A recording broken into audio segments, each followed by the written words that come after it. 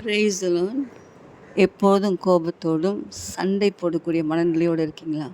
வீட்டுக்குள்ளே வந்த உடனே மனைவியை பார்த்து ஒரு சண்டை, பிள்ளைகளை பார்த்து ஒரு சண்டை, மனைவி கணவனை பார்த்து சண்டை. ஸோ குடும்பங்களிலே இந்த சண்டையோடு பாருங்கள், நிறைய பிரியாணியே செஞ்சு வச்சுட்டு நீங்கள் அந்த டேபிளில் உட்காந்துட்டு நீங்கள் சண்டை போடுவீங்கன்னு சொன்னால், அதை காட்டிலும் துணிக்கே சாப்பிட்றது, வெறும் சாப்பாடு சாப்பிட்றது நலம் என்று சொல்லி வேதம் சொல்லுகிறது.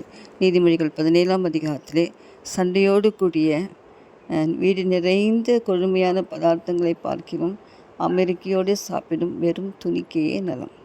ஸோ பிரியமானவர்களே, நீங்கள் சாப்பிட்ற சாப்பாடு சமாதானமாய் சாப்பிடும். அதுக்கு தானே உழைக்கிறீங்க, அதுக்காக தானே எவ்வளோ கஷ்டப்படுறீங்க. ஸோ நீங்கள் சந்தோஷமாக இருக்கணும், சந்தோஷமாக உங்கள் குடும்பத்திலே சமாதானமாக நீங்கள் இருக்கணும். ஸோ அதுக்கு சண்டையை விட்டுருங்க.